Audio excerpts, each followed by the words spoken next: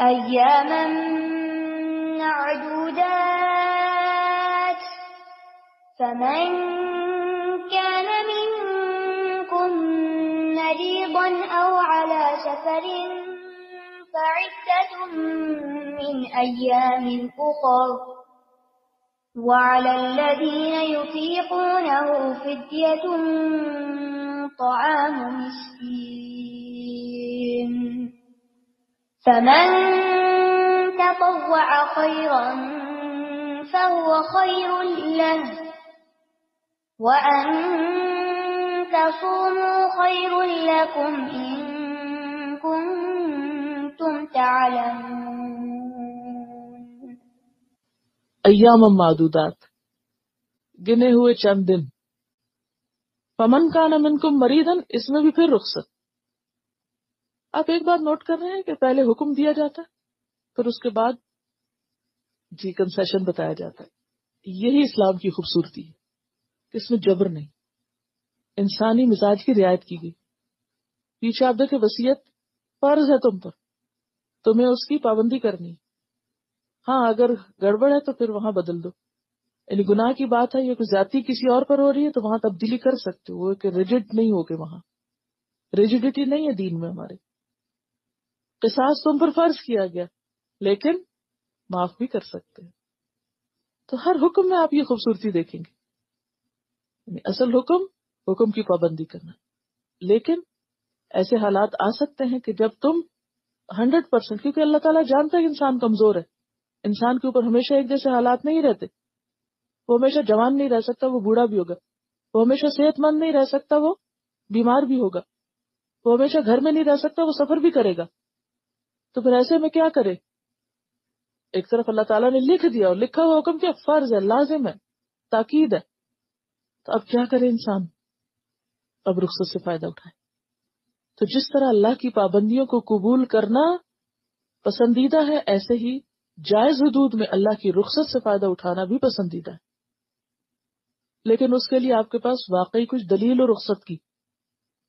یہ نہیں کہ ہر شخص کوئی سفر کر رہا ہے یا نہیں، کوئی بیمار ہے یا نہیں، کوئی مجبور ہے یا نہیں، وہ کہے میں بھی رخصت کر رہا ہوں، تو اس کے لیے رخصت نہیں ہے. رخصت ہے کس کے ساتھ؟ حقیقی مجبوری اور عذر کے ساتھ. یہاں فرمایا فمن کان منکم مریضا، جو بیمار ہو، او علی سفر، یا پھر سفر میں ہو، فعدۃ من ایام اخر، تو وہ کیا کرے؟ دوسرے دنوں سے گنتی پوری کر لے، بعد میں روزے رکھ لے. یہ معنی ہے سمپلی. چلیے یہ تو ہو گئی رخصت بیمار اور مریض کے لیے. وَعَلَى الَّذِينَ يُطِيقُونَهُ، اور ایک تیسری کیٹیگری، وہ جو طاقت رکھتے ہیں اس کی، لیکن اگر رکھیں تو بڑی مشقت میں پڑ جائیں. یطیقون طوق، مشقت سے رکھ سکتے ہیں اس کو، تو وہ کیا کریں؟ فدیۃ طعام مسکین، ایک مسکین کو کھانا کھلا کے فدیہ دے دیں. تو اس سے کیا پتہ چلتا ہے کہ ایسے بوڑھے لوگ، ایسے کمزور لوگ کہ جو روزہ رکھیں تو نڈھال ہو جائیں، مشقت میں پڑ جائیں، پھر ان کو کیا کرنا ہے؟ دوسرے دنوں میں تو نہیں رکھ سکتے وہ. کیوں؟ اب بڑھاپا بیماری تو نہیں ہے نا، ویسے دیکھا جائے تو ہمارے یہاں تو ویسے یہی سمجھا جاتا ہے. کیا سمجھتے ہیں؟ بڑھاپا بیماری کا دوسرا نام ہے، یہ بڑھاپے کو بیماری، حالانکہ بڑھاپا بیماری نہیں ہے. تو اسی لیے آپ دیکھیں کہ مریض الگ ہے، مسافر الگ ہے، اور یہاں ایک طرح سے بڑھاپے کی بات ہو رہی ہے. لیکن بہرحال ایک کمزوری کی حالت ضرور ہے، تو کمزوری سے ہی مشقت ہوتی. تو مشقت میں کیا کرے؟ فدیۃ طعام مسکین، مسکین کو بطور فدیہ دے دے. فدیہ ہوتا ہے معاوضہ دینا، فے ڈالیے. اچھا، فدیہ فے ڈالیے، اور معنی ہوتا ہے فدیہ کا معاوضہ دینا، بدلے میں کوئی چیز دے کے چھڑانا. تو فادو ہم پڑھ چکے ہیں آپ. تو تم معاوضہ دے دو. کیا معاوضہ؟ مسکین کا کھانا ہے، ایک مسکین کا کھانا ہے، ایک میل. طعام ہے نا، ایک کھانا ہے، ایک روزے کا ایک کھانا. کیسا کھانا؟ جو خود کھاتے، نارمل ایوریج. اور جتنے دن کا روزہ چھوڑ کے اتنے کھانے دینے ہوں گے. تو کھانا بھی دے سکتے، راشن بھی دے سکتے. فمن تطوع، اور جو خوشی سے کرے، خیرن نیکی، فہو خیر لہ، تو وہ اس کے حق میں اچھی. یعنی مشکل تو سبھی کے لیے ہوتی ہے، کوئی بوڑھا ہو یا جوان ہو. ہاں؟ تو یہاں ایک اور معنی بھی لیا جاتا ہے کہ ابتدا میں جب یہ آیتیں نازل ہوئی تھی تو تھوڑی رخصت رکھی گئی تھی کہ جو لوگ پوری پابندی قبول نہ کر سکیں وہ فدیہ دے دیں. ہم؟ یعنی یطیقونہ کا ایک معنی یہ بھی کیا گیا. کیا؟ ایک تو معنی یہ ہے نا کہ مشقت سے کر سکیں، اور ایک معنی یہ ہے کہ وہ پابندی نہیں برداشت کر سکتے تو وہ کیا کرے؟ فدیہ دے دیں. لیکن بعد میں پھر اس حکم کو منسوخ کر کے اصل حکم یہی رکھا گیا کہ نہیں، اب روزہ رکھنا ہی ہے. وہ آگے آپ پڑھیں گے. فمن تطوع خیرا، تو جو خوشی سے نیکی کرے، فہو خیر لہ، تو وہ اس کے لیے زیادہ اچھا ہے. یعنی روزے میں مشقت تو ہوتی ہی ہے، لیکن حکم کیا ہے؟ روزہ رکھ کے کیسے نظر آؤ، کیا ادب سکھایا گیا؟ آپ صلی اللہ علیہ وسلم تیل بھی لگاتے تھے، سرما بھی لگاتے تھے، یعنی اپنے آپ کو فریش رکھتے تھے کہ روزہ رکھ کے پھر چغلی نہیں کھانی چاہیے کہ ہمیں بڑی مشقت میں ڈال دیا گیا ہے. شکر کیا ہے اصل میں؟ کہ اللہ تیرا شکر کہ تو نے یہ رستہ ہمیں دکھایا، ہاں؟ کہ اللہ نے ایسا کرنے کی توفیق بخشی یا اس دین کی ہدایت بخشی کہ ہم اس قابل ہوئے کہ اتنی بڑی نعمت سے فائدہ اٹھا سکیں. اگرچہ مشکل نظر آ رہی ہے تم کو، لیکن اس کے باوجود اس میں تمہارے لیے فائدہ ہے. وَأَن تَصُومُوا، اور یہ کہ تم روزہ رکھو، خیر لکم، تمہارے لیے اچھا ہے، یہی بہتر ہے. ان کنتم تعلمون، اگر تم علم رکھتے ہو. اب آپ دیکھیے کہ 3 حالتوں کا یہاں پر ذکر ہے. ایک ہے بیماری، دوسرے ہے سفر، اور تیسرے ہے بڑھاپا یا کوئی ایسا عذر جس کی وجہ سے انسان روزہ رکھنے کے قابل نہ ہو. جہاں تک بیماری کا تعلق ہے تو اگر کوئی یہ سمجھتا ہو کہ روزہ رکھنے سے اس کی بیماری بڑھ جائے گی تو روزہ نہ رکھے. اگر سمجھتا ہو کہ ہے بیماری لیکن میں پھر بھی رکھ سکتا ہوں تو بہتر ہے رکھ لے، کیونکہ بعد میں رکھنا مشکل ہوتا ہے. اور رمضان کا ایک روزہ اگر انسان بغیر کسی عذر کے چھوڑ دے تو اس کا نقصان کیا ہے؟ ساری زندگی بھی روزہ رکھے تو اس ایک کے اجر کو نہیں پا سکتا. پوری زندگی کے روزے بھی اس ایک رمضان کے روزے کا برابر یا بدلہ نہیں ہو سکتے. تو اس لیے انسان چھوٹی موٹی بیماری کو، آج میرے سر میں درد ہے آج میں نہیں روزہ رکھ رہی، یہ نہیں ہونا چاہیے. فلو ہو گیا روزہ نہیں رکھ. کچھ بیماریاں ایسی ہیں ان میں روزہ الٹا فائدہ دیتا ہے. بعض بیماریوں کا علاج ہی روزہ ہے. انشاءاللہ اس پر ہم کل گفتگو تھوڑی سی کریں گے کہ بیماری کا علاج صرف فوڈ میں نہیں. جیسے پیچھے کھانے پینے کی بات ہو رہی تھی تو اس میں آپ سے ذکر کیا تھا نا کہ بہت سی بیماریاں درست غذا سے ہی درست ہو جاتی ہیں، دوا کی ضرورت نہیں ہوتی.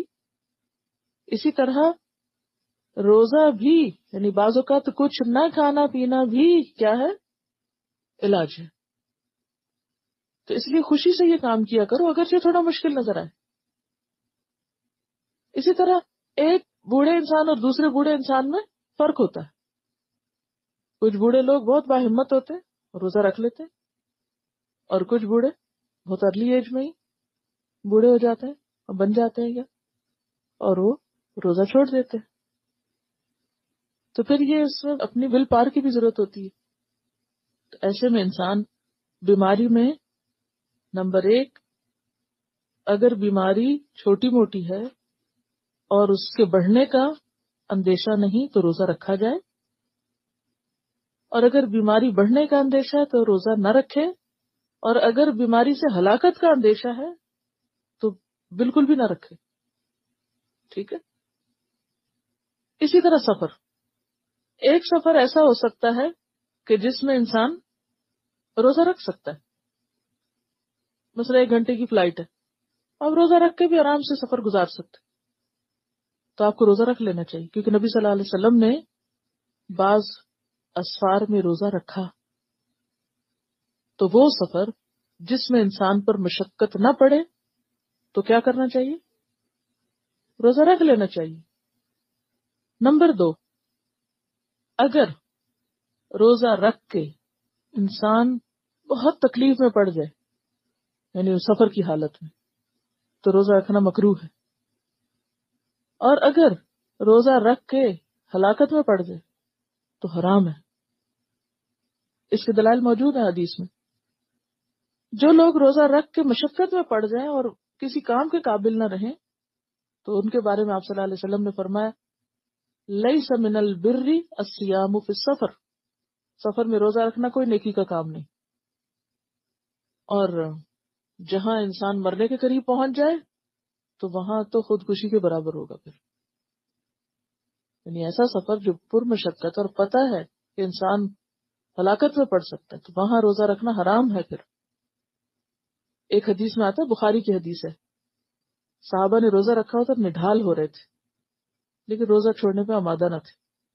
نبی صلی اللہ علیہ وسلم نے عصر کے وقت سب لوگوں کو دکھا کے پانی پیا اور روزہ کھول دیا، جس کا مطلب یہ تھا کہ سب لوگ روزہ کھول دیں۔ آپ کو پتا ہے کہ جب انسان ڈی ہائیڈریٹ ہو جاتا ہے تو کیا ہوتا ہے؟ موت ہو جاتی ہے نا۔ پانی کی کمی اتنی ہو جائے کہ جو ضرورت سے ڈراپ کر جائے، نیچے اتر جائے لیول اس کا، تو انسان نہیں سروائیو نہیں کر سکتا۔ تو عرب کے گرم ملک میں جب شدید گرمی ہوتی ہے تو اتنا پسینہ بھی آتا ہے اور پانی کی طلب بھی ہوتی ہے جسم میں کہ انسان ڈی ہائیڈریٹ کر سکتا ہے، اور سفر میں ویسے بھی پانی کم ملتا ہے۔ آپ نے دیکھو کہ سفر میں چاہے نارمل سفر بھی ہو تو جسم جو ہے اس کے اندر ایک چینج آتا ہے، تبدیلی آتی ہے۔ تو ایسے میں جب کچھ لوگوں نے روزہ نہ کھولا، یہ سوچ کے کہ تھوڑا سا رہ گیا چلو پورا کر لیتے ہیں جیسے بھی ہوتا ہے، تو آپ نے فرمایا اولئک العصاۃ، اولئک العصاۃ، یہ نافرمان لوگ ہیں، یہ نافرمان لوگ ہیں۔ آپ نے شدت سے ان کو منع کی۔ تو اس سے یہ پتہ چلتا ہے کہ صرف لفظ سفر ہی کافی نہیں۔ اب یہاں آپ میں سے بعض لوگ 1.5 گھنٹے کے سفر سے آ رہے ہیں، اب وہ کہ ہم تو رمضان میں روزے نہیں رکھیں کیونکہ ہم تو سفر میں ہیں، 100 میل سے آ رہے ہیں مثلا۔ تو بات یہ ہے کہ صرف یہ نہیں دیکھا جائے گا کہ اس کا فاصلہ کتنا ہے یا وہ اس کی مدت کتنی میں طے ہوتا ہے، یہ دیکھا جائے گا کہ آپ کتنا برداشت کر سکتے۔ اسی طرح بیماری بھی صرف یہ نہیں دیکھا جائے گا کہ ہاں ہم بیمار ہیں۔ اگر اس طرح بیمار دیکھے تو شاید ہی آپ میں سے کوئی کہے کہ نہیں میں صحت مند ہوں، ہر ایک کو کوئی نہ کوئی بیماری لگی۔ تو بیماری بھی ہر بیماری نہیں، وہ بیماری جس کے بڑھنے کا یا پھر ہلاکت کا اندیشہ اس میں چھوڑ سکتے ہیں، اور عام بیماریوں میں رکھ بھی سکتے ہیں، اور اگر حالات اجازت نہ ہو تو چھوڑ بھی سکتے ہیں۔ تو یہ جو دین کے احکامات ہیں نا، یہ بلیک اینڈ وائٹ میں نہیں لکھے جا سکتے، یہ طبیعتوں، اوقات، حالات پر منحصر ہے۔ اور جیسے پہلے میں نے عرض کیا کہ جہاں رخصت موجود ہے تو اللہ کی رخصت کو قبول کرنا بھی اللہ تعالیٰ کو اسی طرح پسند ہے جس طرح پابندی قبول کرنا۔ کیوں؟ پابندی کس کی طرف سے ہوتی ہے اور رخصت کس کی طرف سے؟ تو پھر کیا فرق پڑتا ہے؟ مسلم کون ہوتا ہے؟ جدھر اسے موڑے وہ مڑ جائے، اللہ تعالیٰ کا جدھر حکم آ جائے ادھر مڑ جائے، وہ کہے کھاؤ تو کہ کھا لیا، کہ نہیں کھاؤ تو کہ نہیں کھاتے۔ یہ اصل میں دیکھنا مقصود ہے، اطاعت مقصود ہے۔ اور اسی طرح یہاں پر یہ جو حکم ہے نا کہ ایک مسکین کو کھانا کھلا دے، یہ تو ہے منیمم، اور اگر کوئی کہا میں نے 2 کو یا 3 کو کھلانا، کوئی بات نہیں، کیونکہ رمضان کا صدقہ افضل ترین صدقہ ہے۔ لہٰذا اگر آپ صرف روزے کے کفارے کے طور پر نہیں، ویسے بھی زیادہ سے زیادہ دیتے چلے جاتے ہیں۔ آپ صلی اللہ علیہ وسلم کا طریقہ کیا ہوتا تھا رمضان میں؟ حدیث میں کیا آتا ہے کسی کو پتہ؟ آپ صلی اللہ علیہ وسلم رمضان میں تیز آندھی سے بھی بڑھ کر سخی ہوتے تھے، بہت زیادہ سخاوت کرتے تھے، اور خاص طور پر جب آپ کی ملاقات جبریل علیہ السلام سے ہوتی تھی تو اس وقت آپ کی سخاوت اور عبادت اور بڑھ جاتی تھی۔ وہ کیوں؟ حدیث میں آتا ہے کہ آپ صلی اللہ علیہ وسلم جب جبریل علیہ السلام سے ملاقات کرتے تھے تو آپ کی جو عبادت تھی یا سخاوت تھی وہ اور بھی زیادہ ہو جاتی تھی۔ تو میں یہ کہہ رہی ہوں کہ وہ ملاقات سے کیا فرق پڑتا ہے، اس سے کیا بات پتہ چلتی ہے؟ یعنی جبریل علیہ السلام سے ملاقات کے بعد عبادت میں اور تیزی آ جاتی تھی. وہ قرآن لاتے تھے، قرآن لاتے تھے. آپ ان کے ساتھ کیا کرتے تھے؟ قرآن کا دور بھی کرتے تھے. اس سے کیا پتہ چلتا ہے؟ قرآن موٹیویٹ کرتا ہے انسان کو. قرآن موٹیویٹ کرتا ہے. اچھے لوگوں کی کمپنی اور ملاقات آپ کو موٹیویٹ کرتی ہے. کس پر؟ اچھے کاموں پر. ایک جذبہ اور ایک ایمان بیدار ہوتا ہے نا. اچھی صحبت اور اچھا علم. اور قرآن سے بڑھ کر کیا علم ہوگا؟ جبریل علیہ السلام قرآن لا رہے ہیں. جبریل سے بڑھ کر کس کی ملاقات ہوگی؟ اللہ کے نمائندے. وَأَن تَصُومُوا خَيْرٌ لَكُمْ إِن كُنتُمْ تَعْلَمُونَ. اگر تمہیں روزے کے ثواب کا علم ہو تو تم روزہ رکھنا ہی زیادہ بہتر سمجھو گے. حدیث میں آتا ہے اللہ تعالیٰ فرماتے ہیں روزہ میرے لیے ہے. روزہ میرے لیے. الصوم لی وَأَنَا أَجْزِي بِهِ. اور میں اس کا بدلہ دوں گا. روزہ دار میری خاطر کھانا پینا اور شہوت چھوڑ دیتا ہے. رسول اللہ صلی اللہ علیہ وسلم نے یہ بھی فرمایا روزہ دار کے لیے دو خوشیاں ہیں. ایک روزہ کھولتے وقت اور دوسری جب وہ اپنے پروردگار سے ملے گا. اچھا دو خوشیاں کیوں بتائی گئی؟ جیسے میں نے کہا تھا نا کہ ایک تو روزہ ہوتا ہے رمضان کا روزہ، ایک دن کا روزہ، وہ ہے ایک لمیٹڈ روزہ. اور ایک ہے مومن کا ساری زندگی کا روزہ. اور اس روزے کی افطار کہاں ہے؟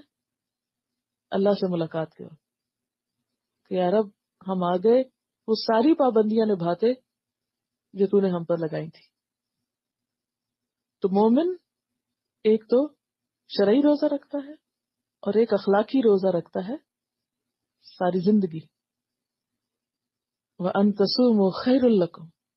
بظاہر مشقت کا کام، بظاہر روزہ دار کے منہ سے بسانت بھی آتی، لیکن حدیث میں کیا آتا ہے؟ روزہ دار کے منہ کی بو اللہ کے ہاں کستوری کی خوشبو سے بھی زیادہ پسندیدہ ہے. تو اس کا یہ مطلب نہیں ہے کہ مسواک نہیں کرنا چاہیے. آپ صلی اللہ علیہ وسلم رمضان میں بہت زیادہ مسواک کرتے تھے، لیکن چاہے کتنا بھی مسواک کرے جب معدہ خالی ہوتا ہے تو بسانت پیدا ہو ہی جاتی. تو اس سے کیا پتہ چلتا ہے کہ وہ بسانت بھی جب اللہ کو پسندیدہ ہے تو پھر روزے کی کیا قدر و قیمت اور ویلیو ہوگی. اس لیے فرمایا روزہ رکھو تو یہی تمہارے لیے اچھا ہے، ہر لحاظ سے اچھا ہے. تمہارے ایمان کے لیے، تمہارے اخلاق کے لیے، تمہاری روح کے لیے، تمہارے جسم کے لیے. شروع میں بات کی تھی نا ویل بینگ کی. تو ویل بینگ کی جتنی بھی چیزیں ہیں قسمیں ہیں وہ ساری روزے سے انسان کو نصیب ہوتی ہیں. یہ بے شمار فائدے ہیں روزے کے.